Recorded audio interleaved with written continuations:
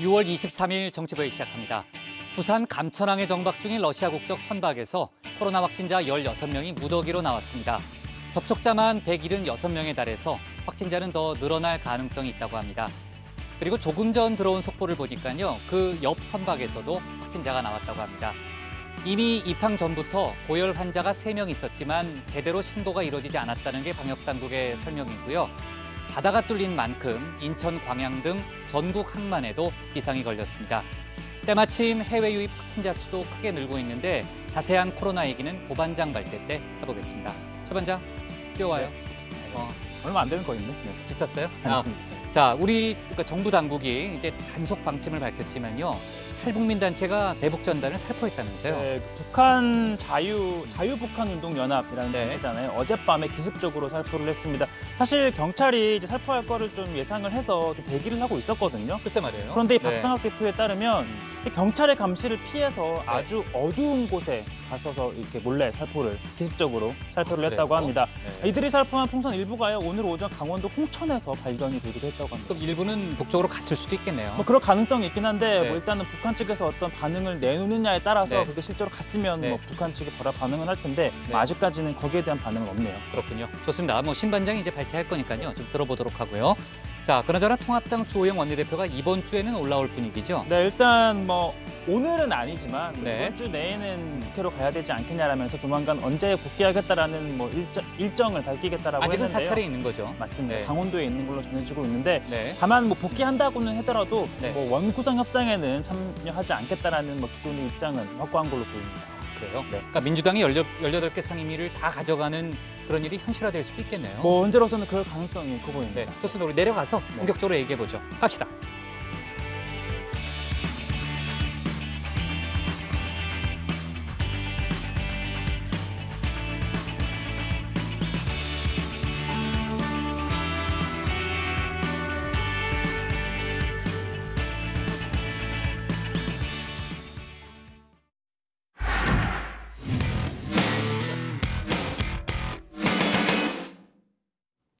조금 전 최 반장이랑 얘기해봤지만요. 어젯밤 탈북민 단체 자유북한운동연합이 경기 파주시 일대에서 대북 전단을 기습 살포했습니다. 일부는 오늘 강원도 홍천 지역에서 발견됐는데요. 통일부는 해당 단체에 대해서 엄정한 조치를 하겠다고 경고했습니다. 또 북측은 2년 만에 군사분계선 일대 대남 확성기를 다시 설치하면서 대남 피라밋 확성기 방송 총 공세를 예고하고 있습니다. 신혜원 반장이 관련 소식을 자세히 정리해봤습니다. 네, 또 날렸습니다. 캄캄한 밤, 어찌 잊으랴 6.15 김정은 여정 비밀성의 이름이 적힌 대북전단을 단 풍선이 하늘로 날아 올랐습니다. 탈북민 단체 자유북한운동연합이 어젯밤 자정 직전 경찰의 감시를 피해 파주시 원롱면에서 대북전단을 기습살포했습니다. 판문점 무슨 뭐 선언이니 9.19 군사 분계선 평화 합의니 뭐 그런 것도 있고 해서 일체 대북전단을 보낸 거는 비공개로 그것도 칠흑 같은 밤에 합니다. 어디서 언제 보낸지도 모르고요. 대북전단을 보내면 뭐 평화를 깬다. 아니 우리 군인들이다가 GPS에 고사기관총을 쏴갈리기 박상학이야. 네, 자유북한운동연합은 이미 남북교류협력법 위반 등의 혐의로 경찰 조사를 받고 있습니다.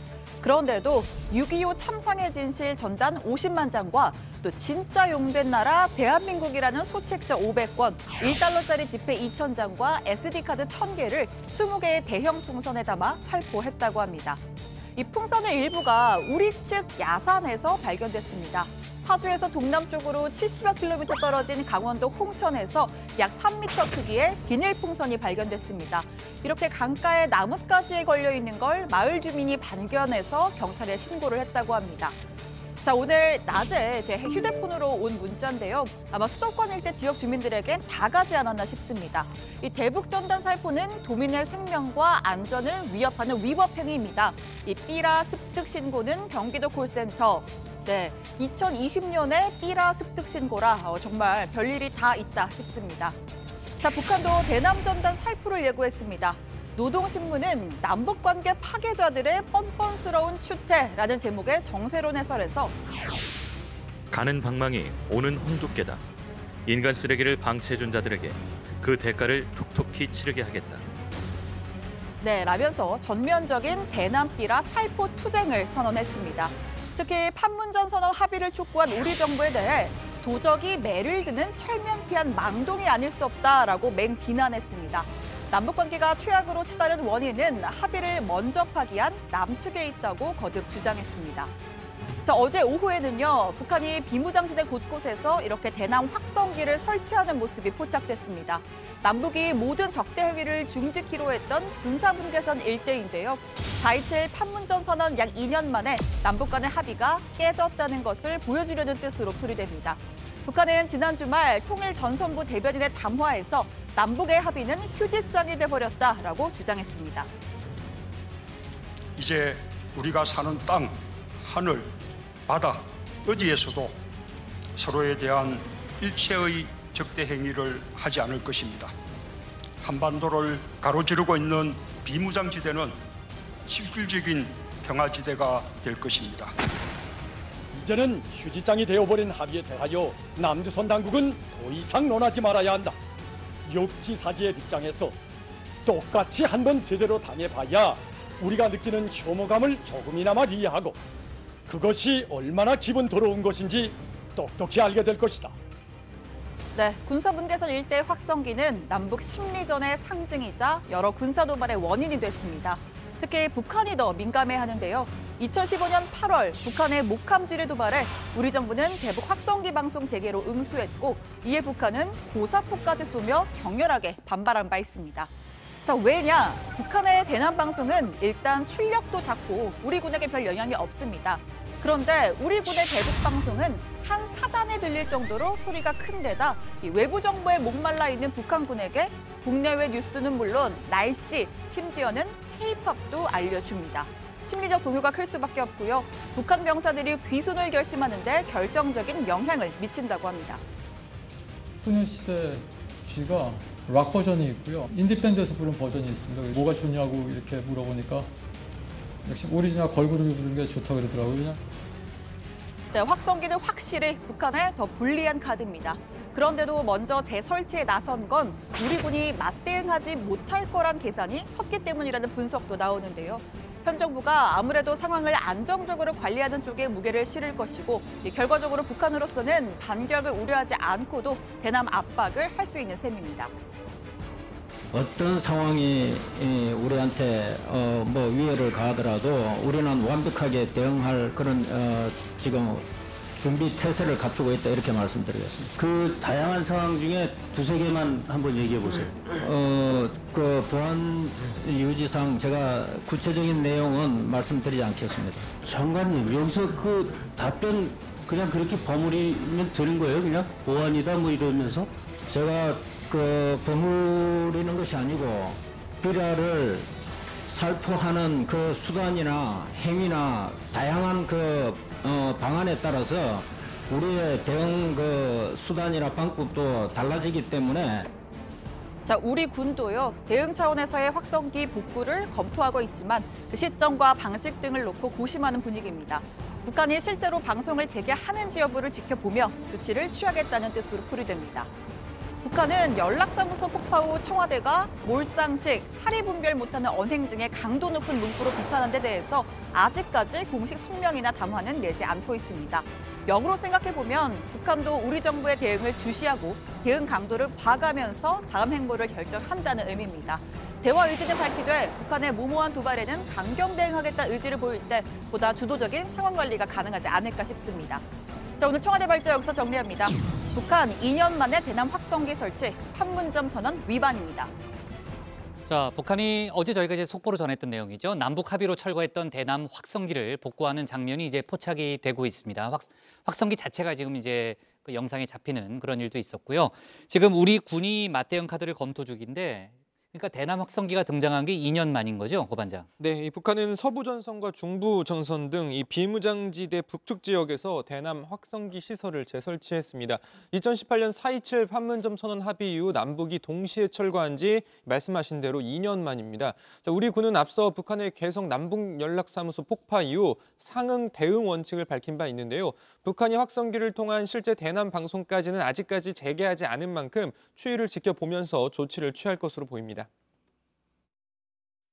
한반도 평화 유지를 위해 남북이 함께 기울여온 노력과 성과를 일거에 무산시키는 조치로서 실제 행동에 옮겨질 경우 북측은 반드시 그에 대한 대가를 치르게 될 것이다.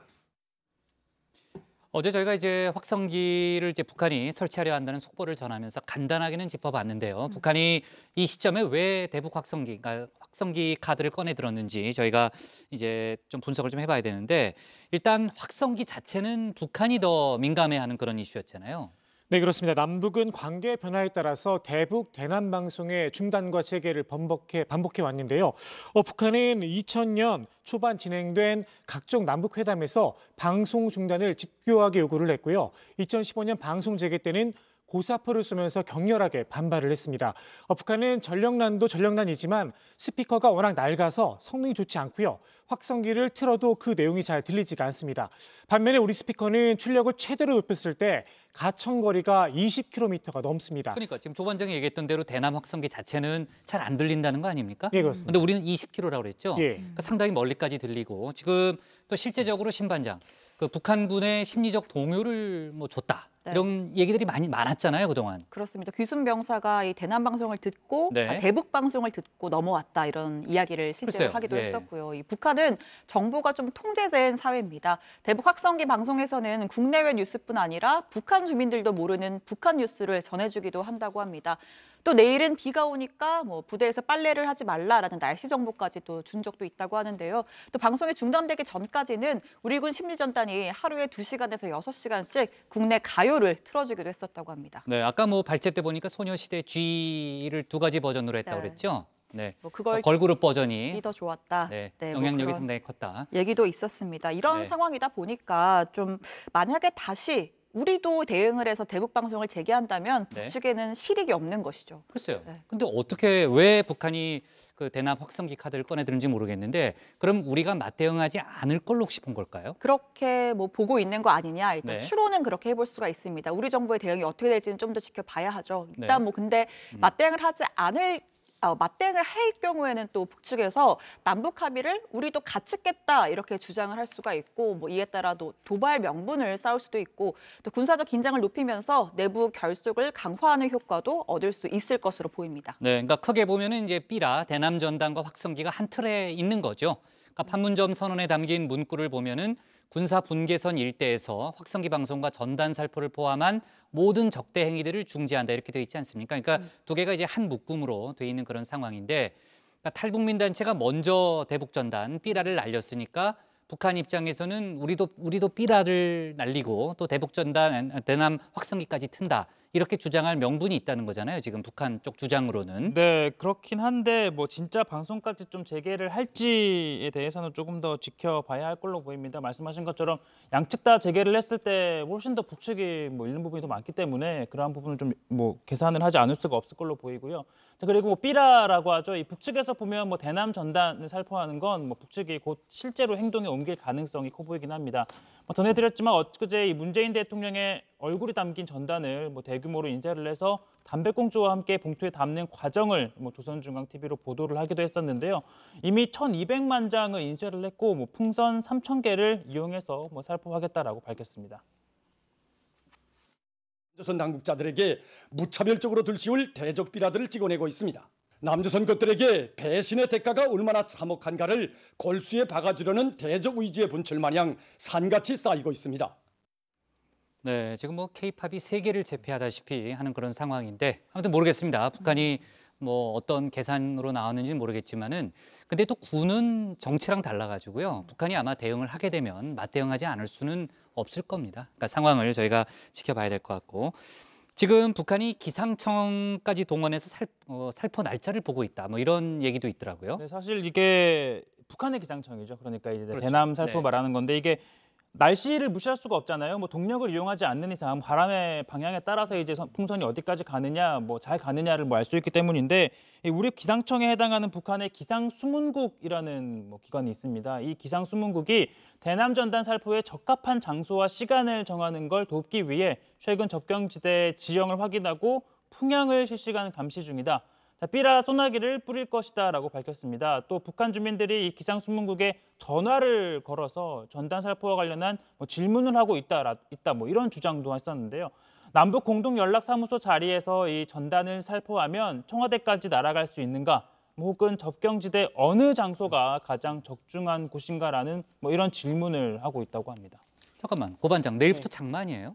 네, 우리 기상청에 따르면 내일부터 본격적인 네. 장마철에 비가 상당히 많이 온다던데. 그렇습니다. 네. 뭐 25일을 비롯해서 26일까지 지역에 따라 뭐 비가 내릴 것으로 일단 관측이 된다고 합니다. 바람도 많이 불어서 풍선을 띄워도 헛수고일 확률이 높아 보입니다. 자, 그런데 그나마 25일 오후부터는 이 바람이 북서쪽에서 남동쪽으로 이렇게 분다고 합니다. 또 마침 또 이게 6월 25일 6.25 전쟁 70년이 되는 날이기 때문에 현재로서는 이 날이 가장 유력해 보이는 상황입니다. 네, 지금으로는 이제 6월 25일이 가장 유력하다는 게 이제 고 반장의 분석이었고요. 자, 탈북민단체가 어제 대북 전단을 기습 살포한 얘기, 아까 이제 신 반장이 발제해서 자세히 설명했지만은 그 얘기를 좀 해보겠습니다. 조 반장, 그러니까 그 탈북민단체가 날린 풍선의 일부는 오늘 오전에 강원도 홍천에서 발견이 된 거죠? 네, 그렇습니다. 오늘 오전 10시쯤이었는데요. 강원도 홍천군 마곡리에서 대형 비닐 풍선이 나무까지 걸려 있는 걸 마을 주민이 발견을 해서 경찰에 신고를 했습니다. 경찰은 지문 감식 등을 통해서 자유북한운동연합의 대북 전단이 맞는지 여부를 정밀 조사할 계획인데요. 이 단체의 박상학 대표는 오늘 25일, 그러니까 6월 25일에 전단 100만 장의 살포 준비를 이미 마쳤다 이렇게 주장을 했었습니다. 통일부는 엄정 조치를 하겠다는 입장입니다. 네, 그러니까 25일에 살포를 하겠다고 주장을 계속 했잖아요. 그러니까 그 전략에 말렸는지는 모르겠는데 그 기습적으로 살포를 하는 거를 통제를 전혀 몰랐던 모양이군요. 아예. 그죠? 네, 어제 그 이재명 경기지사가 뉴스룸에 출연해서 관련 내용을 발언을 했는데요. 직접 들어보시죠. 현재까지로는 대북 전단 살포에 이용된 무허가 건축물 그리고 고압가스 시설 외에는 추가로 발견된 건 없습니다. 저희가 인력을 동원해서 이제 가능한 지점들을 최대한 선정한 다음에 감시를 하고는 있지만 이 뭐 10명 경찰이 1명 도둑 못 막는다고 실제로 숨어서 하자고 하면 막을 길은 없습니다. 그러나 저희가 이제 사후 조치로 철저하게 행위에 대해서 책임을 묻고 엄정하게 처벌을 해서 네, 10명 경찰이 1명 도둑 못 잡는다 뭐 이런 얘기를 했습니다. 실제로 숨어서 했죠. 네, 아까 숨어서 하자고 하면 막을 길은 없다라는 이재명 지사의 말대로 일단은 했습니다. 자, 뭐 이후에 아까 이제 통일부가 엄정한 조치를 하겠다라고 얘기도 했었는데 아까 신 반장이 무슨 그 문자를 받았다고요? 삐라를 신고해달라는? 긴급 안내 문자 왔더라고요. 전 안 왔는데 왔어요? 다 왔어요? 네. 신 반장은 뭐 삐라 관련해서 이런 거 처음 본다고 하는데 제가 그러니까 국민학교 다닐 때는 삐라 가져가면 공책 주고 연필 주고 그랬었는데. 아, 그래요? 그런 적이 있었어요? 국장은 아니신가요? 저보다 윗세대예요? 아니, 전 잘 기억이 안 나는데 거기까지는. 국장은 전쟁을 겪으신 세대였어요. 아, 그래요? 삐라가 없었을 수 있습니다. 네, 알았습니다. 자, 넘어갑시다. 자, 그 뭐 고 반장이 예상한 대로 이제 6월 25일이 가장 유력하다는 뭐 이제 분석들은 나오고 있습니다만 저희가 상황을 좀 지켜봐야 될 것 같고요. 어제 이제 신 반장이 다뤘던 볼턴 전 백악관 국가안보보좌관의 회고록 얘기를 해보겠습니다. 그 회고록을 뭐 반장들도 이제 뭐 군데군데 읽었겠지만은 아무튼 회고록 내용이 계속 소개가 되면서 파장도 이어지고 있고 또 볼턴 전 보좌관이 계속해서 인터뷰를 하고 있어요. 그러니까 새로운 얘기들이 좀 나오고 있습니다. 어제 청와대가 공식 입장을 냈고 그다음에 민주당에서는 지금 뭐 타상공세죠, 일종의 볼턴 전 보좌관에 대해서요. 네, 그렇습니다. 우선 이 청와대 국정상황실장을 지냈던 윤건영 의원 어제도 잠깐 전해드렸는데 내가 판문점 남북미 정상회동의 실무 책임자였다. 사실관계에 부합되지 않는 부분이 너무 많다. 모든 사실을 일일이 공개해서 반박하고 싶지만 볼턴과 같은 사람이 될 수 없게 참는다라고 글을 올렸습니다. 문 대통령이 직접 좀 해명을 해야 한다라는 야권의 주장에 대해서는요. 대한민국 대통령과 정부의 말은 믿지 못하고 자신의 책 판매에 혈안이 된 볼턴의 말은 믿느냐라고 반문하기도 했습니다. 또 국회 외통위원장을 맡고 있는 민주당의 송영길 의원, 볼턴은 정신이 비정상이고 뭐 좀 격한 표현인데요. 뭐 한 대 패주고 싶다 이런 비난을 하기도 했습니다. 김경엽 의원, 김한정 의원은 북미 관계 파탄을 말한 무기장수일 뿐이다라고도 비판했습니다. 네, 어제 이제 백악관에서도 추가 반응이 나왔는데요. 400여 곳에 대해서 수정 요구를 했다는 거죠? 네, 뭐 수정을 하거나 삭제를 해야 할 부분에 대해서 정리를 해가지고 이제 법원에 제출을 했는데요. 모두 570쪽에 달하는 분량에서 말씀하신 것처럼 415곳 가량이 좀 잘못됐다는 의견을 낸 것으로 확인이 됐습니다. 자, 트럼프 대통령도 볼턴에 대해서 무능한 거짓말쟁이라면서 뭐 공격을 이어갔는데요. 기회를 줬지만 제정신이 아닌 인사로 여겨졌고 호감을 얻지 못해 상원의 인준을 받을 수 없었다라는 겁니다. 아, 그러니까 백악관이 법원에 냈다는 얘기죠? 그렇습니다. 그러면은 법원이 이런 것들 다 감안해서 가처분을 받아들이지 않았기 때문에 볼턴 전 보좌관 입장에서는 고치지 않을 거네요. 그죠? 아무래도 결과론적으로는. 뭐 미국 사회 자체가 워낙 표현의 자유를 중시하는 사회다 보니까 사실 이런 회고록에 대해서 일일이 뭐 수정을 요구하거나 그럴 가능성은 좀 낮아 보이긴 합니다. 일단 뭐 발간은 허용하되 나중에 법적 책임은 또 질 수 있으니까요. 좀 다른 문제니까. 그 아까도 잠깐 얘기했지만은 볼턴 전 보좌관이요. TV에 계속 나오더라고요. 그러니까 인터뷰를 계속 하는데 그 뭐 인터뷰 내용을 보면은 아무튼 공격 대상이 트럼프 대통령이에요. 그렇죠? 네, 말씀하신 것처럼 언론 인터뷰에 연달아 출연을 하고 있는데 김정은 위원장이 트럼프 대통령 이 둘 사이 관계를 어떻게 생각하는지 알게 된다면 크게 웃을 것이다 이렇게 비아냥댔습니다. 트럼프 대통령이 김 위원장을 사이코라고 지칭을 하면서 나는 사이코와 평화를 이뤄내려고 노력하는 중이다 이렇게 말했다는 겁니다. 또 북한이 보낸 친서는 김 위원장이 아닌 북한 노동당의 선전부 직원들이 작성했을 것이라고 트럼프 대통령을 조롱했는데요. 북미 회담을 주도하는 폼페이오 그 국무장관과 비건 대북 특별대표에 대해서도 통제 불능 상태다 이렇게 비난을 했습니다. 자, 북미 협상 말고 또 우리나라에 관련된 얘기로는요. 트럼프 대통령이 한일 간의 지소미아 갈등은 두 나라의 방위비를 요구하기 아주 좋은 때다 이런 얘기를 했다는 그런 내용이 또 회고록에 들어 있고요. 아, 근데 저는 안 왔는데 경기도청 거 왔어요? 다 왔어요? 왔어요? 예, 왔습니다. 왔어요? 두 번이나 왔는데. 왔어요? 네. 긴급 재난 문자 형식으로 오지 않았나요? 대한민국 국민이면 다 오는 것 같은데. 안 왔는데. 경기도에 살아요? 아니요, 아니죠. 회사에 있는 동안. 그래요? 알았어요. 그럼 나중에 좀 확인해 볼게요. 좋습니다. 오늘 발제는요. 이렇게 정리하겠습니다. 북 2년 만에 대남 확성기 설치 판문점 선언 위반으로 제목을 잡겠습니다. 다음은 고석승 반장의 발제를 들어보겠습니다.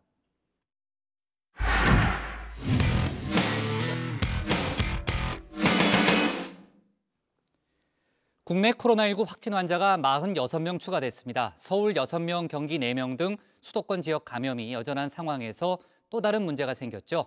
해외 유입 감염이 급증하고 있다는 겁니다. 신규 확진 환자 46명 중에 30명이 해외에서 왔습니다. 부산에서는 러시아 국적 화물선 선원 16명이 한꺼번에 확진 판정을 받기도 했습니다. 고반장 발제에서 코로나 상황을 자세히 정리해봤습니다. 네, 하루하루 매일매일 오늘은 좀 줄었겠지 하는 마음으로 코로나19 신규 확진 통계를 보게 됩니다. 정부 발표 기준 확진 환자 46명이 새로 추가됐습니다. 수도권 확산세는 여전합니다. 서울에서 6명, 경기에서 4명 등 수도권에서만 11명이 추가됐습니다. 그리고 해외 유입 사례가 30명이나 됐는데요. 이 중 절반 넘게 이 부산에 정박해 있는 러시아 국적 화물선 선원에서 나왔습니다. 러시아가 16명, 독일이 1명입니다. 아프리카가 2명, 그리고 중국 이외에 아시아가 11명이며 아시아 중에는 카자흐스탄이 7명으로 가장 많게 유입 추정 국가로 등재되었습니다. 네, 러시아 국적 냉동 화물선 선원들은 모두 21명인데요. 이 중 16명이 확진 판정을 받았습니다. 우리나라 도착 후에 선원들은 하선을 하지는 않았다고 합니다. 문제는 해당 선박에서 화물을 내리기 위해 이 배에 승선하는 등 선원들과 직간접적으로 접촉한 것으로 추정되는 사람이 170여 명에 달한다는 겁니다. 방역당국은 이 중 60여 명, 그리고 현재는 이제 90여 명으로 늘었는데요. 90여 명을 밀접 접촉자로 분류하고 코로나19 검사를 진행 중입니다. 오후 1시 30분에 부산항 검역소에서 성선하여 러시아 선원 21명에 대한 검체를 채취하였습니다. 작업에 참여했던 한국인 노동자는 별도의 사무실에서 격리되었습니다. 오후 9시 16명의 확진이 통보되었으며 이후 작업에 참여했던 분들은 에 대한 조사 후 92명이 자가격리 조치되었습니다. 네, 감염원은 해당 선박의 선장으로 추정됩니다. 선장은 일주일 전쯤 발열 증세가 나타나 그 이후에 배에서 내렸다고 하는데요. 이후에 코로나19 검사에서 확진 판정을 받았다고 합니다. 부산에 들어올 때 해당 선장은 배에 타고 있지 않았지만 상당수 선원들이 이미 선장으로부터 코로나19에 감염된 상태로 입항했을 가능성이 크다는 거죠. 자, 부산으로 들어온 후에 하역 작업을 할 때도 선원들은 물론이고 우리나라 관계자들도 상당수가 마스크를 제대로 착용하지 않은 채로 작업을 진행했다는 겁니다. 선박이 정박해 있는 이 부산 감천항은 냉동 수산물 하역 작업을 전면 중단했습니다. 해당 확진 선원들은 오늘 부산의료원으로 이송이 됐습니다. 자, 최근 상황을 보면 해외 유입 사례가 늘고 있습니다. 앞서 말씀드린 대로 오늘도 러시아 선원들을 포함해 30명이나 됐고요. 자, 20일에도 31명이나 나왔습니다. 자, 그 밖에 19일에 17명, 21일에 8명 등 평균 10명 안팎의 해외 유입 사례가 계속 나오고 있는 상황입니다. 해외 유입 사례가 늘고 있는 이유는 결과적으로 해외 코로나19 상황이 여전히 심각하기 때문입니다. It seems that almost every day we reach a new and grim record. Yesterday, more than 183,000 new cases of COVID were reported to WHO. 자, 현재 전 세계 누적 확진 환자는 900만 명을 넘어섰습니다. 하루에 10만 명이 넘는 환자가 매일 추가되고 있기 때문에 곧 1,000만 명도 넘어설 것으로 보입니다. 각국별 어제 신규 환자 수를 보면요. 자, 미국이 3만 명 넘게 새로 확진을 받았습니다. 자, 그리고 브라질 상황도 매우 심각합니다. 어제 2만 4천여 명의 신규 확진이 보고됐습니다.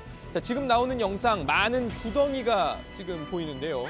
자, 브라질의 한 공동묘지 모습입니다. 코로나19로 사망자가 급증하자 급하게 묘지를 만드는 겁니다. 자, 현재 브라질의 코로나19 사망자는 5만 명을 넘어선 상황입니다. 상황이 이런데도 이 브라질의 보우소나루 대통령은 일단 기행과 막말을 일삼고 있습니다. 군인들과 팔굽혀펴기를 하며 건강을 과시하고 지난달에는 사망자를 추모하는 애도 기간에 호수에서 제트스키를 즐기기도 했죠. 그리고 이런 망언도 했습니다.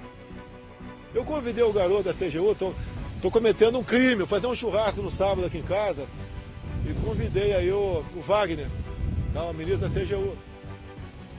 자, 브라질에서는 보우소나루 대통령 탄핵 시위까지 벌어지고 있는 상황입니다. 자, 다시 세계 각국 상황을 보죠. 자, 브라질에 이어 인도에서도 어제 1만 명이 넘는 확진이 나왔고요. 부산에 들어온 화물선의 국적이기도 하죠. 러시아도 7,600명의 확진 환자가 새로 나왔습니다. 신규 확진 수 1위부터 10위까지를 보면요. 상당수가 미국 그리고 중남미와 서남아시아 국가들입니다. 최근 우리나라 해외 유입 사례도 상당수가 이 파키스탄과 방글라데시 등 서남아 국가에 집중돼 있습니다. 해외 유입 확진자도 서남아시아를 중심으로 증가하고 있습니다. 정부는 해외 입국자 관리 강화를 위해 입국자 대비 확진자가 많이 발생한 파키스탄, 방글라데시에 대해 내일부터 신규 비자 발급 제한 등 사전적 예방 조치를 시행할 예정입니다. 네, 해외 유입 방역 조치도 중요하지만 무엇보다 국내 방역부터 철저히 해야겠죠. 수도권 확산세가 여전히 계속되고 있는 데다 대전 이 방문 판매 업체발 확진 사례도 늘고 있습니다. 오늘 문재인 대통령이 박원순 서울시장 등 수도권 광역단체장들과 함께 수도권 방역 대책회의를 가졌는데요. 문 대통령은 코로나19의 안정이 수도권에 달려있다 이렇게 강조했습니다. 해외의 확산세가 다시 증가하고 있고 치료제와 백신 개발은 더 시간이 필요하기 때문에 더욱 절실한 상황입니다. 지금 코로나의 안정이 수도권에 달려있다고 해도 과언이 아닙니다. 방역 당국과 수도권 지자체들 간의 긴밀한 협력을 당부드립니다. 자, 그리고 여름철을 맞아 코로나19는 물론이고 무더위와도 싸워야 하는 그런 상황인데요. 문 대통령은 함께 힘을 내자고 말했습니다. 이제는 지치기도 하고 또 폭염 때문에 더 힘들어지기도 하지만 상황이 안정될 때까지 국민들께서 조금만 더 힘을 내어주시길 바랍니다.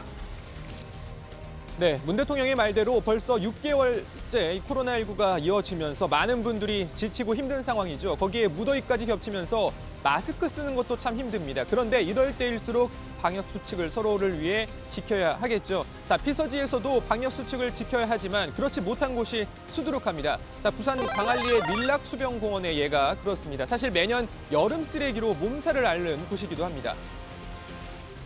네, 새벽 1시가 막 넘었습니다. 아직도 많은 사람들이 이렇게 술자리를 이어가고 있는 가운데 군데군데 빈자리도 조금씩 늘고 있습니다. 문제는 상당수의 사람들이 먹다 남은 음식이나 이렇게 술병을 치우지 않은 채로 그대로 돌아가고 있다는 겁니다.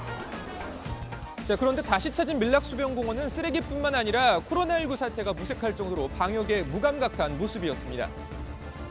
2m씩 띄워서 청테이프로 칸을 만들어놨지만 거리 두기를 해야 할 공간까지 술판이 들어섰습니다.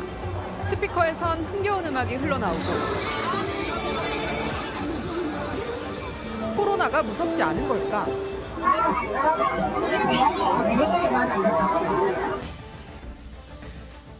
자, 마스크 제대로 쓰는 법, 지난주 저와 조익신 반장이 열연으로 소개를 해드렸는데요. 오늘도 방역 수칙 잠깐 소개해드립니다. 자, 저희 연기는 좀 더 수련이 필요해서 오늘은 대신 부산시청이 만든 광고 패러디 영상으로 대신합니다. 우리 이제 떨어져요. 왜요? 내가 싫어졌어요? 아니요. 2m 안전거리를 좀 더요.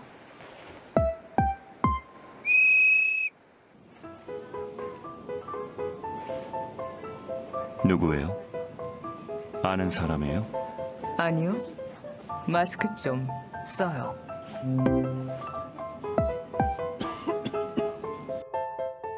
자, 코로나19 소식은 들어가서 더 전해드리고요. 오늘 발제는 이렇게 정리합니다. 해외 유입 확진 급증, 러시아 화물선서 16명 확진. 네, 부산시청이 만든 영상이라고 아까 소개했죠. 제가 보기에는 조 반장이 훨씬 더 연기 잘하는데요. 그죠? 꽁트의 달인인데. 조 반장 좀 많이 좀 활용해요. 요즘 연기가요, 일치월장하고 있어요. 본인도 자신감을 느끼고 있는 것 같습니다. 그러니까 이제 탄력 받았을 때 우리가 좀 도와줘야 돼요, 옆에서. 알겠습니다. 알았죠? 다음 주에 한번. 스펀지처럼 빨리빨리 습득을 하는 것 같아요. 네, 조펀지라고 제가 부르려고 그래서 앞으로. 조 반장이 선배죠? 네, 그럼요. 네. 알았어요. 다리미 위해 주세요. 네. 그렇게 말을 해야지 이제 선을 넘지 않거든요. 자, 러시아 화물선 소식부터 정리를 해보겠습니다. 조 반장. 그 일주일 전에 하선했던 선장이 코로나에 걸렸다는 거를 안 시점은 언제예요? 날짜별로 좀 정리를 하면서 말씀을 드리면 먼저 그 화물 하역 작업은 21일부터 시작이 됐습니다. 그러니까 우리나라 근로자들이 해당 선박에 들어가서 화물을 내리는 작업을 이때부터 시작을 한 건데요. 작업 이틀째인 22일 오전에 러시아 선주로부터 일주일 전에 하선한 선장이 러시아에서 코로나19로 확진이 됐다. 현재 승선에 있는 선원 10명이 확진된 선장과 접촉자다, 이런 통보를 받았습니다. 그리고 오전 10시에 모든 작업이 중지가 되고 오후 1시 30분에 부산항 검역소에서 러시아 선원 21명 전원에 대한 검사가 진행이 된 겁니다. 그러니까 하역 작업이 진행 중인 상황에서 코로나 확진 사실을 알게 되었다는 거잖아요. 그러니까 가능성을 알게 됐다는 거잖아요. 고 반장, 그 전에 검역을 거치게 돼 있는 거 아니에요? 네, 당연히 입항할 때 검역을 받긴 받았는데요. 이게 이 문제는 이 검역소 관계자들이 직접 일일이 검역을 하는 게 아닌 전자검역, 그러니까 해당 선박이 제출한 서류를 토대로 하는 검역이었다는 겁니다. 위험 지역에서 출항하는 선박이거나 아니면 뭐 선원 중에 의심 증상자가 있거나 선원들이 배에서 내리는 경우 등에만 배에 직접 올라가서 검역을 한다고 하는데요. 해당 선박은 의심 증상자가 없다고 신고를 했고 선원들이 배에서도 내리지 않겠다고 했기 때문에 서류로만 검역을 마쳤다는 겁니다. 자, 그런데 정부의 추가 발표에 따르면 의심 증상자가 없다는 것도 거짓인 것으로 드러났습니다. 이미 선원 중 3명이 고열 증상이 있었다는 겁니다. 결과적으로 전자 검역의 허점이 고스란히 드러난 셈입니다. 네, 그러니까 이제 고열 환자가 있었는데도 서류상으로는 의심 환자가 없다고 이제 신고를 했다는 거 아니에요? 지금 고 반장의 얘기는 들어보면요. 이미 입항하기 전부터 고열이면 코로나19 의심 증상이잖아요. 이 그럼요. 고열이 있는 환자가 3명이나 있었는데도 신고를 하지 않았다는 겁니다. 정부는 추가 조사를 거쳐서 검역법에 따른 조처를 취하겠다고 밝혔습니다. 그리고 러시아 현지에서도 최근 하루 신규 확진 사례가 7,000명대가 나오는 등 코로나19 확산세가 좀처럼 진정되지 않는 상황을 고려해서 방역당국은 러시아 선박에 대해서 앞으로 직접 배에 올라가서 검역을 하는 승선 검역 여부를 검토하고 있습니다. 네, 정말 큰일이네요. 최 반장, 지금 이제 밀접 접촉자 수가 계속 늘고 있다면서요? 네, 어제만 해도 이 55명이 밀접 접촉으로 분류가 됐었는데요. 자, 오늘 오전 61명으로 늘어났고 오늘 오후 들어서 이 추가 조사를 통해 모두 92명이 됐습니다. 자, 이 92명은 해당 선박에 올라서 이 하역 작업을 했던 부산 항운 노조원 34명에다가 이 해당 선박 옆에 정박한 동해일 같은 선사 소속의 또 다른 이 냉동 화물선을 오간 수리공 6명이 있고요. 그 외에 또 하역할 때 필요한 도선사나 화물 검수사, 하역업체 관계자 등등 이렇게 등등이 포함되어 있는 숫자라고 합니다. 자, 밀접 접촉자들은 모두 자가격리 조치가 됐고요. 24일까지 코로나19 진단 검사를 진행할 예정입니다. 네. 자, 그리고 아까도 제가 시작할 때 얘기했지만은 그 옆에 선박에서도 지금 확진자가 나왔다는 거 아닙니까? 네, 그렇습니다. 후반장 추가 속보가 들어와 있고요. 그러니까 밀접 접촉자가 92명이라고 그랬죠. 접촉자는 176명, 그중에 밀접 접촉자만 92명이니까 추가 확진자가 나올 가능성을 배제할 수는 없습니다. 지금 해외 유입 환자가 늘고 있고요. 정부에서는 외국인 생활치료센터를 추가로 마련할 계획이라면서요. 네, 그렇습니다. 생활치료센터는 무증상 또는 경증 환자 치료를 위한 생활시설인데요. 정부 관계자는 외국인 대상의 생활치료센터는 경기도 안성에 한 곳이 있는데 현재 10명 정도밖에 여유분이 남지 않았다면서 최근 입국자가 늘었기 때문에 외국인과 중부권 환자를 받을 수 있는 중부권 센터 개소를 추가로 준비하고 있다 이렇게 밝혔습니다. 그리고 수도권 환자들을 위한 시설도 추가 마련 중입니다. 지난 16일 경기도 광주 고용노동연수원에 서울과 경기 지역 확진 환자들을 위한 치료센터를 구축했고요. 경기도 안산 중소벤처기업 연수원에도 생활치료센터를 만들기로 했습니다. 네, 지금 이제 수도권 얘기도 했지만요. 국내 상황도 심각하죠. 상당히 심각하고 수도권뿐 아니고요. 대전 방문업체발 확진자 수도 계속 늘고 있는 상황이죠, 고 반장. 네, 그렇습니다. 이 정부도 현 시점을 코로나19의 확산이냐 억제냐를 가르는 중대 고비라고 거듭 강조하고 있습니다. 권준욱 중앙방역대책본부 부본부장은 오늘 정례 브리핑에서 코로나19 상황에 대해 이 감소 추세를 이어가면서 확산 억제에 성공할지 아니면 다른 국가들처럼 다시 증가세로 갈지를 가르는 중대한 기로에 서 있다면서 엄중한 시기다 이렇게 진단했습니다. 권준욱 부본부장은 수도권 외 지역까지도 연결고리가 이어지고 있는 상황이라면서 코로나19는 가을 이후에 유행에 더 유리한 조건을 갖게 되는데 그 이전인 지금이 코로나19를 최대한 눌러놓을 수 있는 마지막 기회일지도 모른다 이렇게 밝혔습니다. 자, 아까 러시아 얘기를 잠깐 저희가 했는데 해외 상황도 정리해 보겠습니다. 지금 이제 해외 유입 환자가 늘고 있기 때문에요. 중국은 어떻습니까, 심반장? 지금 베이징 도매 시장발 확진자가 계속 늘고 있는 상황이죠? 네, 지난 11일이었습니다. 중국 베이징의 최대 농수산물 도매 시장인 신파디 시장에서 첫 번째 확진자가 발생한 이래 관련 누적 확진자가 249명이나 됩니다. 어제 중국 전역에서 22명의 신규 확진자가 발생을 했는데 베이징에서만 절반이 넘는 13명이 나왔고요. 집단 감염이 끊이지 않고 있어서 여전히 우려가 큰 상황입니다. 다만 중국 당국은 통제가 가능한 상황이다라고 강조를 하고 있습니다. 이 중국의 질병예방통제센터 부주임은 언론 인터뷰를 통해 이 신파디 시장 관련 집단 감염이 막바지 단계에 왔다. 전체적인 상황으로 봤을 때 신파디 시장과 관련된 바이러스는 전파력이 낮은 것으로 보인다라고 말했습니다. 그리고 코로나 재감염 여부를 놓고요. 세계 각국에서 많은 연구가 진행 중인데 일본에서는 재감염 가능성이 없다는 연구 결과가 나왔다면서요. 그러니까 일각에서는 완치되었다가 다시 감염되는 사례가 나오는 등 이런 사례들이 발생하고 있는데 일본은 그렇진 않다. 그런 상황이 발생할 수는 없다라는 건데요. 코로나19에 걸렸다가 완치가 되면 재감염이 가능성이 없다라는 연구 결과를 일본이 어제 발표를 한 겁니다. 자, 교도통신에 따르면 이 도쿄대 의과학연구소의 가오카 요시히로 교수 연구팀은 햄스터를 이용한 실험을 했다고 합니다. 자, 코로나19에 감염된 다음 20일이 지나 회복한 햄스터의 몸에 바이러스를 주입했는데 이 바이러스가 확인이 되지 않았다는 겁니다. 자, 연구팀은 이를 근거로 해서 이 사람 역시 코로나19에 한 번 걸렸다가 완치가 된 경우에는 다시 감염되지 않는다라는 결론을 내렸고요. 연구팀은 또 코로나19에 걸렸다가 회복한 햄스터의 혈액 성분을 이 감염 초기에 햄스터에 주입한 실험에서 이 바이러스 양이 감소하는 것을 확인했다라고 밝혔습니다. 그러니까 일종의 혈청 치료의 가능성을 일부 확인했다는 건데요. 물론 해당 실험만으로 재감염 위험이 없다라고 단정 짓기에는 다소 무리가 있어 보입니다. 네. 자, 좋습니다. 지금 이제 코로나 상황 심각하고요. 지금 제가 보고 있는 동안에도요. 속보가 여러 개 들어왔는데 그건 다음에 한번 좀 묶어서 다시 소개를 하도록 하겠습니다. 오늘 기사 제목은요. 이렇게 정리하겠습니다. 해외 유입 확진 급증, 러시아 화물선서 16명 확진으로 제목을 잡겠습니다. 다음은 최종혁 반장의 발제를 들어보겠습니다.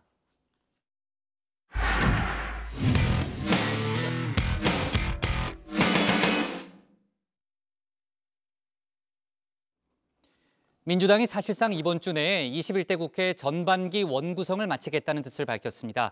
통합당을 향해 지금 나가네요, 최 반장. 뭐 하다가 지금 나가야죠. 천천히 나가요. 네, 통합당을 향해 상임위원 명단을 제출하라고 최후 통첩을 보냈는데요. 통합당은 18개 상임위 모두 민주당이 가져가라는 입장에는 변함이 없습니다.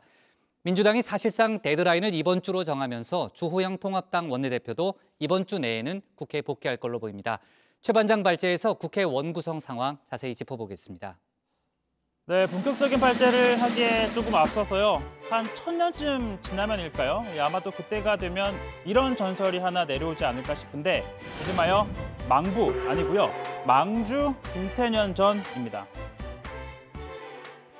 대한민국 여의도에는 신비한 능력을 가진 18개의 여의주가 전해져 옵니다.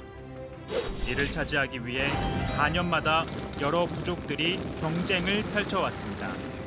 때든 바야흐로 2020년 그 중에서도 으뜸가는 법주를 쟁탈하기 위해 두 부족장이 협상을 벌였습니다.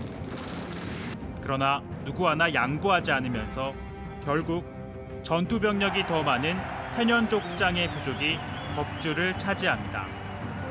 병력이 적어 싸움으로는 승산이 없는 호영족장은 18개 구슬을 다 가져가시오 라는 말을 남기곤 여의도를 떠나버립니다. 홀로 여의도에 남게 된 태년족장. 떠난 그를 기다리며 통곡했습니다. 더 이상 얼마나 더 기다려야 합니까? 망구석도 아니고. 그러고선 돌부처가 되었습니다. 그 바위를 훗날 사람들은 망주석이라고 불렀습니다. 네, 좀 구성은 해봤지만 지금 망부석이 되기 직전이라는 민주당 김태년 원내대표, 통합당 주호영 원내대표를 향해서 최후 통첩을 보냈습니다. 오늘까지 상임위원 명단을 제출하고 국회 정상화에 협조해 줄 것을 마지막으로 요청합니다. 국회에 복귀할 의지가 있다면 오늘 중으로 상임위 명단을 제출해 줄 것을 다시 한번 요청드립니다. 자, 이런 배경이요. 크게 두 가지 측면에서 현 상황이 엄중하기 때문입니다. 북한발 안보 위기, 그리고 이 코로나19에 따른 경제 위기에 대응하기 위해 국회가 제 역할을 좀 해야 한다는 겁니다. 특히나 3차 추경은 더는 미룰 수 없다라고 했는데요. 마치 문재인 대통령도 추경안을 제출한 지 20일이 지났지만 아직 국회가 심사에도 착수하지 못했다며 유감을 표했습니다. 총각을 다투는 긴급한 상황입니다. 추경안 처리가 늦어지면 늦어질수록 국민들의 고통이 커질 것입니다. 소잃고 외양간 고치는 일이 없도록 국회가 지혜를 모아주시기를 간곡히 부탁드립니다. 네, 앞서 민주당은 이 원구성 협상 과정에서 합의가 안 되면 상임위원장을 표결로 뽑겠다. 사실상 18개 상임위를 다 맡을 수 있다는 뜻을 수차례 밝혔었죠. 당 내에서는 이것이야말로 국회법에 따른 원칙이라는 점을 강조했습니다. 다수당이 국회 운영을 책임지기 위해서 그 의장과 상임위원장을 모두 맡는 것이 다수결 원칙을 정하고 있는 국회 운영의 기본 원칙이다, 이렇게 말씀을 드릴 수가 있습니다. 그러면 18개 상임위원장 모두를 민주당에서 가져간다고 생각하면 받아들이면 되는 건가요? 네, 그렇죠. 예. 자, 그런데 이 통합당도 자신들이 법사위를 차지하지 못하게 되자 그러면 너네가 공언한 대로 18개 모두 가져가라, 이렇게 배수진을 쳐버렸죠. 자, 협상 과정에서 17대 7을 제안했던 민주당 지도부 입장에서는 지금 좀 곤혹스러움이 감지됩니다. 11대 7로 여야가 국회 상임위원장을 나눠서 견제와 균형, 그리고 책임 여당의 역할, 견제 야당 역할을 하라고 하는 국민의 뜻이 있는 것이기 때문에 그렇게 아주 극단적인 형태로 제안하는 것 자체는 국회를 구성하는 국민의 뜻에 적절하지 않은 경우로 비칠 수 있다. 네, 그래서 제가 좀 준비해봤는데요. 최 반장의 체크아웃입니다. 자, 지금 상황에서 가능해 보이는 몇 가지 시나리오를 제가 제시해드릴 텐데 실시간 채팅창에 여러분의 생각, 의견과 함께 남겨주시면 저희가 들어가서 소개해드리겠습니다. 자, 첫 번째 시나리오입니다. 협상을 더 한다입니다. 하지만 일단 통합당은 법사위를 원점으로 되돌려 놓든 18개를 민주당이 다 가져가든 이 두 가지 선택지만 내놓고 있죠. 자, 두 번째, 민주당이 다 한다, 18개 다 맞는다입니다. 민주당 내에서는 뭐 우리도 참을 만큼 참았다. 우리가 다 맞자라는 목소리 나오고 있죠. 그리고 세 번째 안은요. 민주당이 일단 다 맡은 다음에 추경을 처리하고 통합당 몫은 사퇴를 한다입니다. 자, 추경이 시급하다는 걸 고려하면 뭐 아예 불가능한 건 아니지만 글쎄요. 자, 그리고 4번입니다. 후반기 법사위를 통합당에 주기로 합의한다. 사실 뭐 이건 통합당의 요구에 가장 부합하지 않을까 싶은데요. 자, 가정의 가족분들 이 네 가지 가운데 어떤 안이 좀 가장 유력해 보이는지, 좀 현실성이 있어 보이는지 의견 올려주시고요. 자, 다음 소식입니다. 자, 민주당인데요. 민주당에서 인사청문회 방식을 좀 바꿔보자라는 법안이 나왔습니다. 원내대표를 지낸 홍영표 의원이 이 발의를 한 건데요. 청문회를 2단계로 나눠서 도덕성 검증은 비공개로 하자라는 겁니다. 사실 청문회가 중요한 정책, 뭐 자질 검증은 뒷전이고 신상털기나 인신공격으로 변질됐다는 지적이 나온 건 뭐 하루 이틀이 아닙니다. 후보자님, 왜 이렇게 후진 거짓말을 하세요? 거짓말 성탄입니다. 자, 제가 여기 보여드리죠.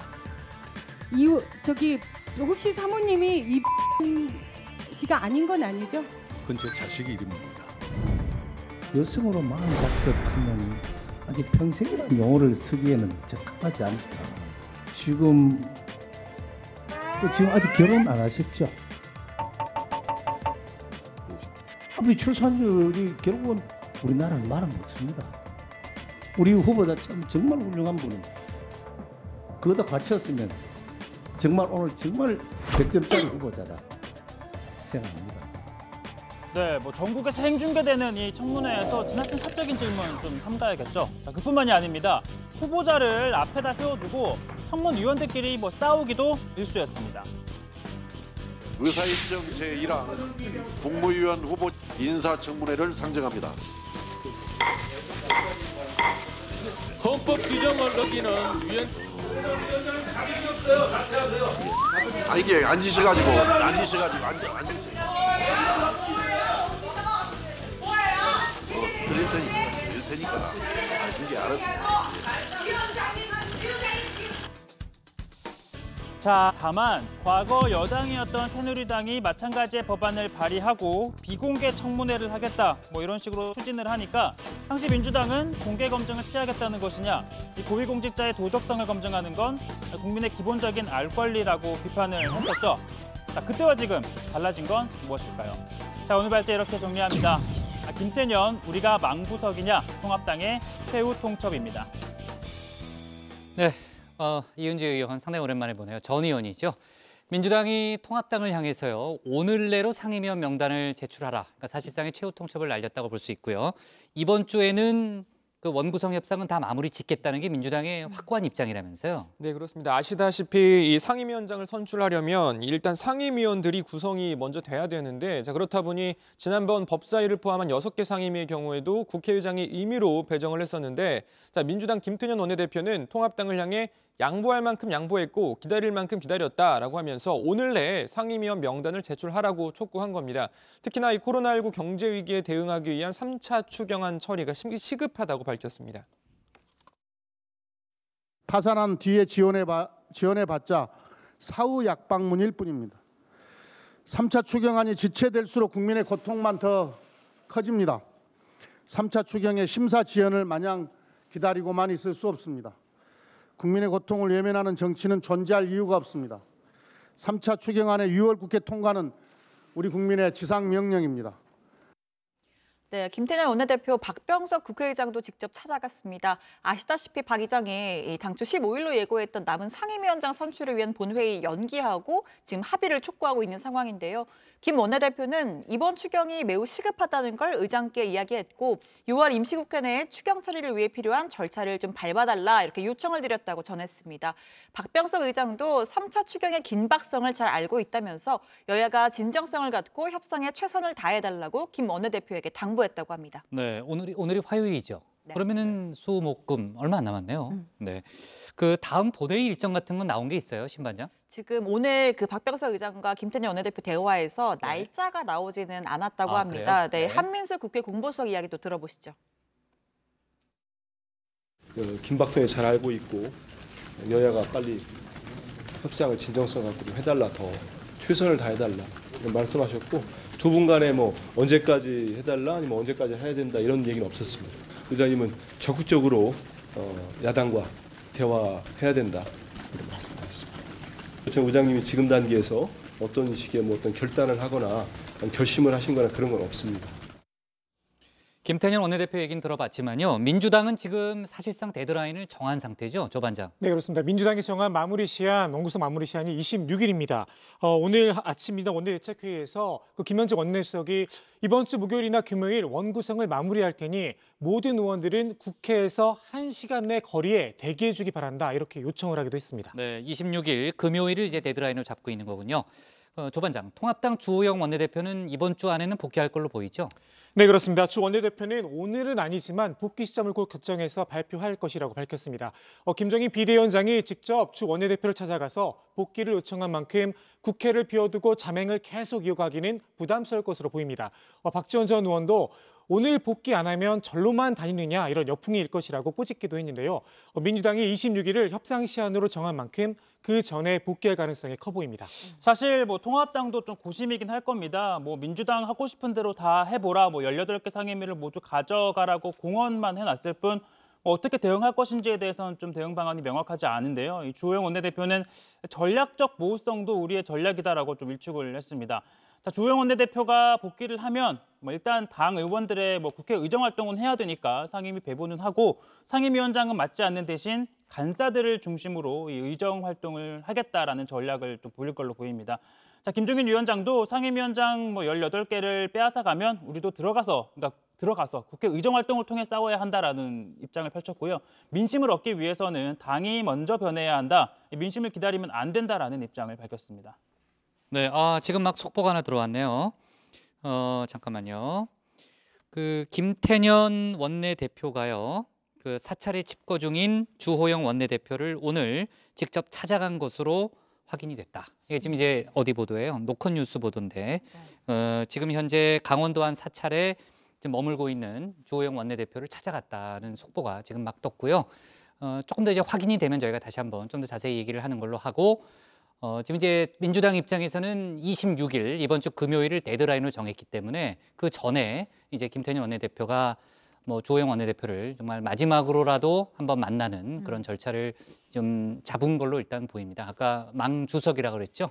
네, 기다리다가 일단 본인이 찾아갔네요. 사실 주호영 원내대표 입장에서도 돌아올 수 있는 좀 명분이 필요했잖아요. 필요하죠. 사실 그렇게 사찰로 다니면서 사실 언론에서는 칩거라는 표현을 썼지만 잠행을 했었는데 사실 변한 게 아무것도 없는 상황에서 무턱대고 또 국회로 오기에는 본인의 면도 안 설 거고 협상을 임하는 입장에서는 좀 애매했을 텐데 그럼 자연스럽게 다정의 가족분들의 의견도 좀 들어볼까요? 네, 제가 아까 전에 더 얘기하려고 그랬어요. 제가 맞습니다. 국장이 혹시 까먹으셨을까 봐 제가 그거를 얘기하려고 했는데 역시 또 저를 아껴주는 건 국장밖에 없네요. 알았어요. 네. 많은 분들이 이제 의견을 주셨는데 사실 제가 4가지 카드를 이제 안을 제시했었는데 사실 이거는 아마 좀 결과가 조금 예상이 된 거긴 했습니다. 왜냐하면 통합당 측에서 민주당에 다 하라고 했었잖아요. 그렇기 때문에 이제 다정의 가족분들 의견 자체가 강석님은요 2번 그러니까 민주당이 다 맞고 나중에 민주당이 문제가 생기면 책임을 지면 되지 않겠느냐 이런 의견을 일종의 주셨고요. 책임 정치를 하면 된다. 맞습니다. 그리고 바로 시민님 같은 경우에는 마찬가지로 2번 의견을 주시면서 미래통합당은 그래도 좀 의견은 내놓으면서 의정 활동을 하자라고 하셨고요. 국강에서님 3번 의견을 주셨는데 그러니까 일단 민주당이 다 맡은 다음에 급한 추경안 처리는 하고 통합당 몫은 사퇴를 해서 좀 통합당의 위원장을 맡을 수 있는 여지를 좀 주자 이런 의견을 줬고요. 그리고 또 곧 훈남이라는 분인데 제가 글 쓴 건 아닌데 왜 저를 지칭하는 곧 훈남 분은요. 쿨하게 2번으로 가보자. 그러니까 민주당이 한번 다 맡아보자 하면서 뭐라도 좀 일을 하는 이 국회의 모습을 보고 싶다라는 의견 주셨습니다. 네, 좋습니다. 자, 민주당 김태년 원내대표하고요, 통합당 주호영 원내대표가 만난 사실은 이제 확인이 됐습니다. 그 사이에 확인이 됐고요. 지금 현재 강원도 한 사찰에서 회동 중입니다. 회동 중인 상황이고 민주당 관계자들에 따르면요, 이제 김태년 원내대표가 주호영 원내대표가 있는 곳을 수소문해서 찾아가서 만남이 성사됐다 이렇게 밝혔다고 합니다. 자, 아무튼 지난 15일이죠. 그때 이제 6개 상임위원장을 이제 박병석 국회의장이 선출한 이후에 두 사람이 만나는 건 처음입니다. 만나는 건 처음이고요. 지금 모르겠습니다. 지금 뭐 그 이후에 주호영 원내대표가 사찰을 돌면서 자맹을 이어왔는데 아까 이제 최 반장이 얘기했던 대로 오늘 만남을 계기로 해서 어차피 주호영 원내대표도 이번 주에는 돌아올 생각이 있다고 했으니까요. 하나의 복귀 명분을 김태년 원내대표가 제공해 줄지 여부는 좀 지켜봐야 되겠네요. 그러니까 혹시 저희 아직 정치부회 끝나려면 시간이 남았죠. 그 저희 회의 끝나기 전에 뭐 속보가 들어오면요. 들어올 수도 있잖아요. 예. 고반장이 발췌했으니까 고반장이 좀 속보를 챙겨요. 제가 무슨 아니 고반장은 끝냈으니까. 예. 고반장이 그 정도 알아들어야죠. 예. 네. 최 반장도 끝냈는데요. 최 반장도 끝냈는데. 최 반장은 지금 하고 있어요. 지금 하고 있는 중이잖아요. 같은 하고 있는 중이에요. 최 반장은 정신이 없어가지고 두 가지 일을 맡기면은 헷갈려요. 자, 넘어갑시다. 그 김종인 비대위원장의 행보에 그동안 그 줄곧 비판만 하던 홍준표 의원이요. 오랜만에 뭐라 그럴까요? 뭐 칭찬이라 그래야 되나? 그 박수를 보내는 그런 일이 있었다면서요? 네, 그동안 이 김종인 위원장의 결정이나 행보 등에 대해서 이 사사건건 대립각을 좀 세워온 편이었는데 이 김 위원장이 미래통합당의 당명을 바꾸겠다라고 한 데 대해서 참 적절한 결정이다 이렇게 평가를 했습니다. 당명을 미래통합당으로 바꿀 때 홍준표 의원은 하필 왜 미통당이냐고 반문했다면서 미통이라는 용어가 법조계에서 쓰는 말인데 우리 당이 마치 구속 기소된 피고인이 된 듯한 착각을 일으킬 수 있어서 부적절하다 이렇게 주장을 한 겁니다. 고반장은 알아요? 미통이란 뜻? 전 당연히 알죠. 조반장은 아마 모를 것 같은데. 그래요? 예, 조반장 모르죠. 모르죠. 예. 전 모릅니다. 예, 예. 솔직하잖아요. 그럼요. 예, 전 솔직하게 압니다. 예, 예. 아는데 이게 미결 구구밀수 통산, 뭐 미결 통산, 뭐 이렇게 약자로 통상 미통이라고 씁니다. 미결 통산의 줄임말이에요? 그렇죠. 뭐 미결 구구밀수의 뭐 법정 통상 뭐 이런 말 많이는 안 쓰지만 이제 종종 법정 용어로 쓰는데 이게 구속 기소된 이 피고인이 미결수일 때 복역한 날짜를 본형에 포함시켜주는 그런 뭐 일종의 제도를 말하는 건데요. 자, 그래서 판결문에서는 미결 통산 줄여서 미통 일수가 며칠이다 뭐 이렇게 표기를 하곤 한답니다. 네. 자, 그리고 아까 뭐 이제 최 반장이 얘기했던 대로 인사청문회법 개정안은 이제 홍영표 의원이 이제 발의를 한 거예요? 하겠다는 거예요? 발의를 했습니다. 제가 했어요? 보니까요. 네. 네. 청문회를 두 개로 나눠가지고 도덕성 검증은 비공개로 하고 네. 이제 뭐 정책이나 자질 검증은 공개로 하자, 현행처럼 하자 뭐 이런 내용이더라고요. 네. 자, 여야가 바뀔 때마다 사실 이제 뭐 반복되는 이제 그런 모습인데 그 인사청문회 방식을 바꿔야 된다라는 지적은 많이 있었어요. 그렇죠. 많이 여야 있었지만 모두 공감대를 형성했던 부분이기는 하니까 네. 네. 뭐 이번 국회에서 좀 제대로 된 논의 한번 해봤으면 하는 생각은 있습니다. 네, 좋습니다. 자, 오늘 기사 제목은요. 네, 이렇게 바로 정리할게요. 민주당 26일 원구성 마무리, 주호영 곧 복귀할 뜻으로 제목을 잡겠습니다. 다음은 조익신 반장의 발제를 들어보겠습니다.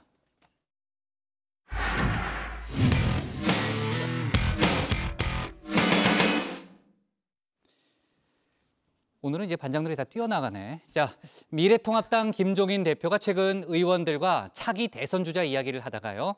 요리 연구가이자 방송인이죠. 백종원 씨 이름을 갑자기 꺼냈다고 합니다. 백종원 씨 같은 분은 어떠냐 이렇게 얘기를 했다고 하는데요. 이 소식을 들은 백종원 씨가 오늘 입장을 냈습니다. 대통령 꿈도 꿔본 적이 없다는 내용이었는데요. 관련 소식을 조익신 반장이 정리해봤습니다.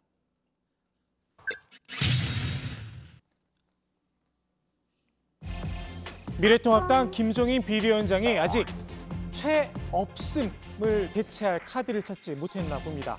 대선 주자는 누가 되는 거냐? 그렇지 않아도 대답하기가 마땅치 않은데 이번엔 통합당 의원들이 물었습니다. 그래도 명색이 킹메이커인데 그냥 없다고 할 수는 없었던 모양입니다. 갑자기 이분을 대선 주자의 반열에 올려놨습니다. 바로 백종원 씨입니다. 백종원 씨 같은 분은 어떠냐? 이렇게 모두가 좋아하는 대중 친화적인 사람이 나와야 한다 이야기를 한 겁니다. 통합당 의원들도 그 먹방 하시는 분이라고 호응을 했습니다. 백종원 씨를 단순히 먹방으로 규정하는 이 센스 역시 통합당입니다. 김 위원장의 이 발언 누가 봐도 농담인데 다큐로 받아들인 분들이 좀 있었나 봅니다. 조수진 대변인이 직접 해명에 나섰습니다. 대선 주자 등 유력 정치인은 인지도와 인기도 중요하지만 그만큼 혐오도가 적어야 한다는 걸 말씀했다는 겁니다. 갑자기 정계로 소환된 백종원 씨도 해명 아닌 해명을 해야 했습니다. 대선은 꿈도 꿔본 적 없고 지금은 일이 제일 좋다고 말입니다. 백종원 씨가 정치권에 러브콜을 받은 건 이번이 처음은 아닙니다. 그 백종원 씨 본인의 생각 안 하더라도 말하자면 지금 이제 총선 때인데 어디 비례대표 제안이라든지. 아이고, 저 큰일 날 소리 하지 마시고. 아니, 들어왔잖아. 다시 한번 말씀하시지만 저희 아들을 걸고 정치는 전혀 관심 없습니다. 진짜 관심 없어요? 전혀 관심 없습니다.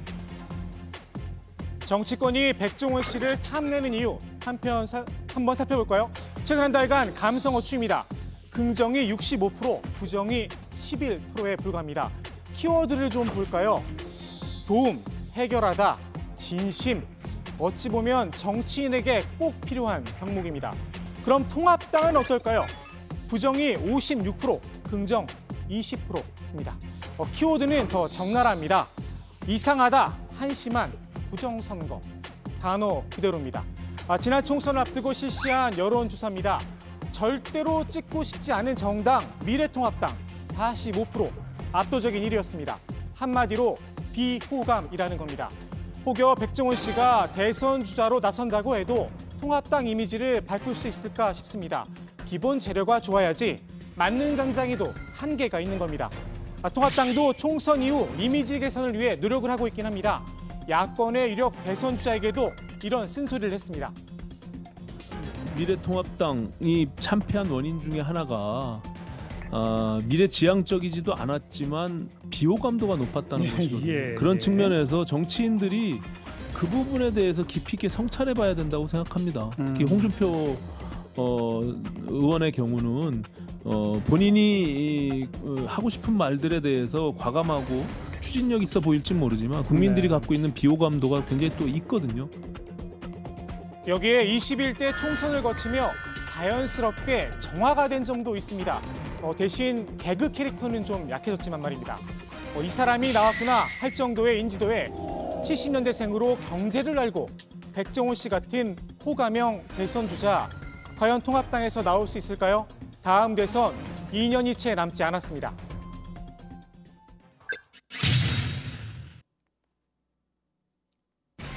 윤석열 검찰총장이 요즘 더불어민주당 의원들에게 융단 폭격을 맞고 있습니다. 검찰 역사상 가장 최악의 검찰총장의 그런 인물이 되지 않을까 그런 생각이 들긴 들거든요. 제가 윤석열이라면요, 좀 벌써 그만뒀어요. 이런 상황에서 어떻게 이렇게 그냥 버티고 있겠습니까? 이를 지켜보던 이해찬 대표가 제동을 걸고 나섰습니다. 윤 총장 관련 발언을 자제하라고 함구령을 내린 겁니다. 임기가 보장된 검찰총장을 여당이 나서서 흔들어대는 건 보기 좋지 않다고 판단한 듯합니다.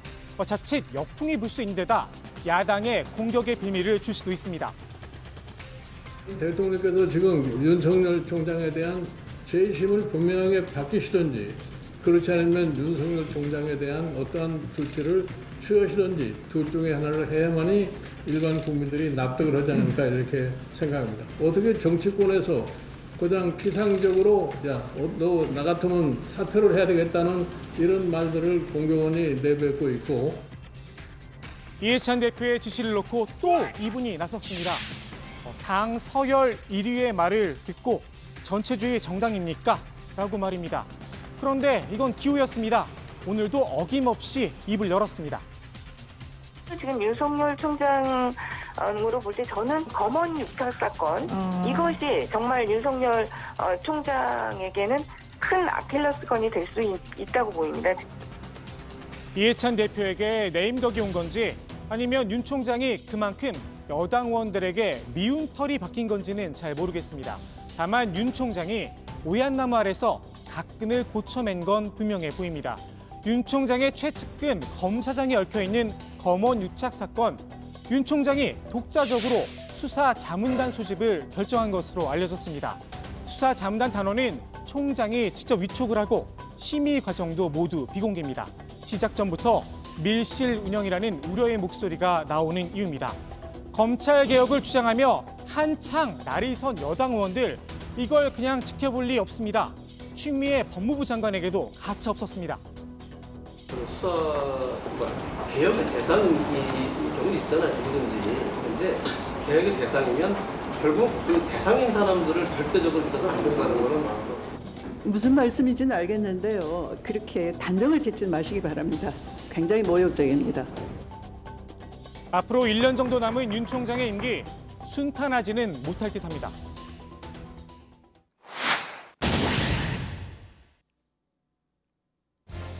정치권에 난데없는 족보 논쟁이 붙었습니다.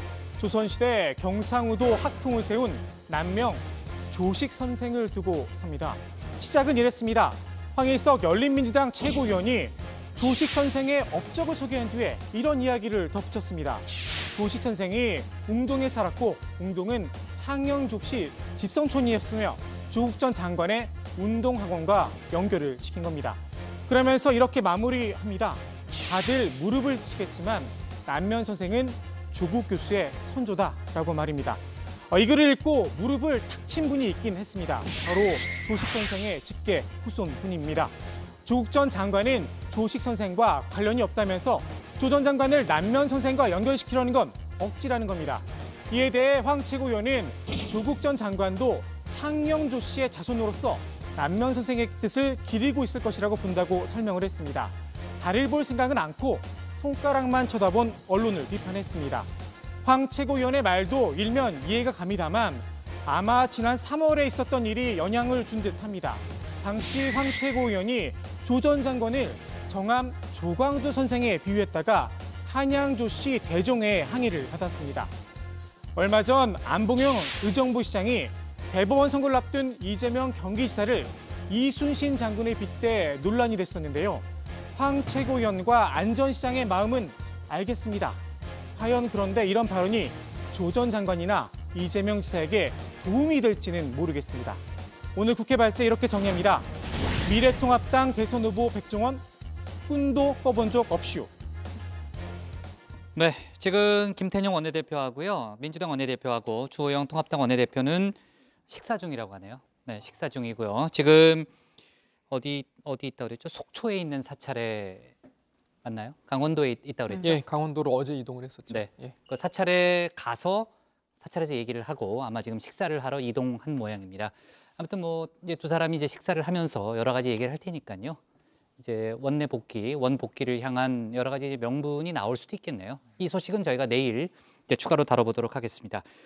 그나저나 이제 백종원 씨 호감도가 아주 좋네요. 키워드를 보니 아까 이제 조 반장이 얘기했던 키워드를 보니까 도움, 해결하다, 뭐 진심, 리더, 진심. 그러니까 리더들이 가질 만한 그런 덕목이네요. 저는 저 키워드를 백종원 네. 씨가 아니라 이상복으로 검색한 거 아니었나요?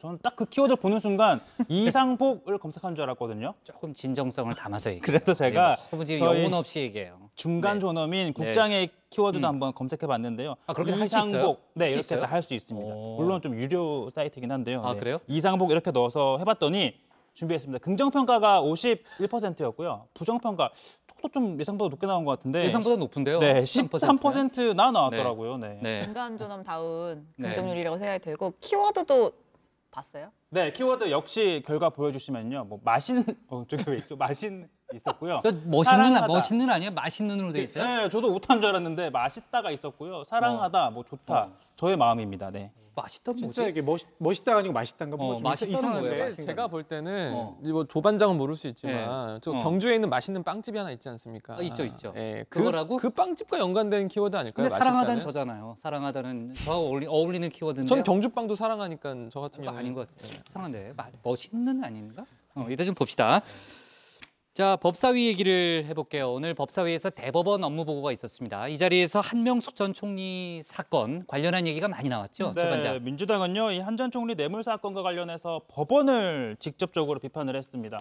한만호 씨가 한 전 총리에게 뇌물을 줬다는 진술은 이 검찰의 강압 수사 때문이란 의혹이 있었는데 재판 과정에서 왜 이걸 지적하지 못했냐는 건데요. 자, 민주당 송기현 의원은 검찰청에 70몇 번을 가서 조사를 받았지만 조서는 5번 정도밖에 안 썼다는데 나머지는 그럼 무엇을 했는지 관심을 안 가진 것 아닌가라면서요.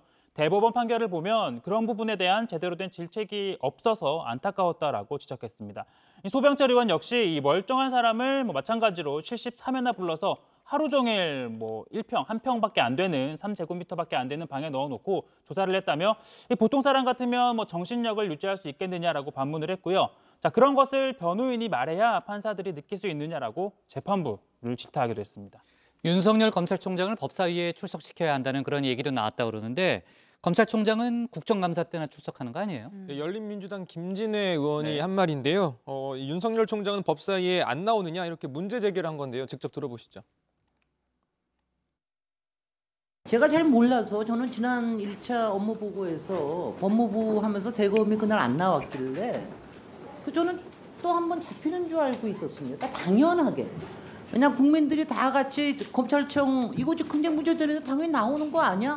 다만 차관이 차장이 나오는 거냐, 총장이 나오는 거냐 이거 가지고 다 하고 있는데 제가 몰라서 나중에 알고 보니까 법무부가 끝났기 때문에 그건 다 넘어갔다고 얘기를 합니다.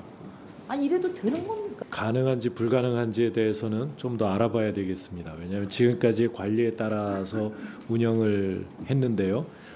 국정감사 때를 제외하고는 이 업무 보고를 받은 적이 없는 것으로 알고 있습니다. 네, 김진애 의원은 아시다시피 비법조인 출신이잖아요. 사실 그동안 관례를 생각해서 검찰총장은 뭐 당연히 업무 보고에 나오지 않는다 이렇게들 생각을 많이 했었던 건데 이 김진애 의원의 말을 듣고 보니 관례라고 너무 당연하게 그동안 생각했던 게 아니냐 뭐 이런 의견들이 지금 나온 거죠. 자, 이 검찰총장은 정치권에 입김해서 이 검찰의 독립성을 지켜줘야 한다는 이유로 그동안 뭐 국정감사를 제외하고는 국회에 따로 출석하지 않는 게 관례였습니다. 네, 그리고 앞서 신반장 발제에서요. 탈북민 단체가 어제 그 대북 전단을 기습 살포했고 통일부가 엄정 대처하겠다는 입장을 낸 것까지 저희가 속보로 얘기를 했는데 통일부에서 추가적인 입장을 낸 게 있다면서요? 네, 통일부가요. 어제 살포한 전단 중에 북측으로 이동한 전단은 없는 것으로 판단된다라는 입장을 밝혔습니다.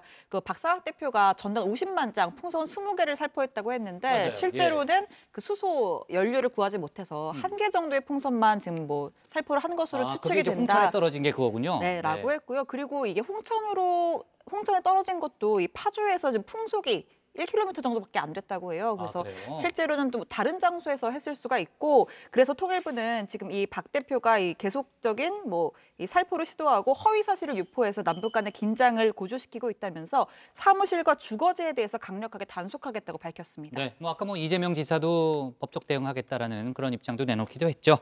좋습니다. 오늘 국회 발제는요. 이렇게 정리하겠습니다. 미래통합당 대선 후보 백종원 사투리로 해야 되는데 꿈도 꿔본 적 없슈로 제목을 잡겠습니다.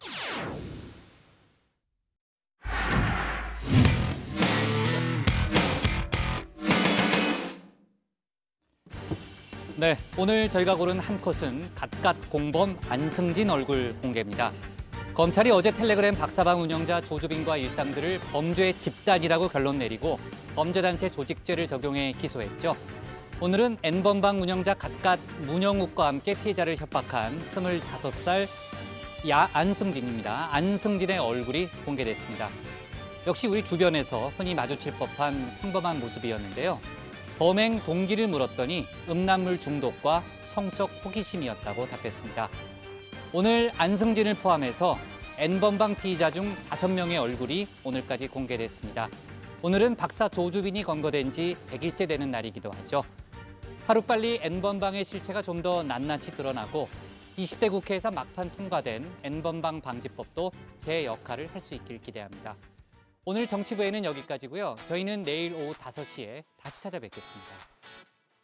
네, 반갑습니다. 반갑습니다. 그거 맛있는 맞아요? 제가 다시 확인해봤는데도 멋있는이죠? 정확하게 맛있는입니다. 맛있는이에요? 경주빵 맛있죠? 이상하네. 사랑스럽다는 전데 분명히.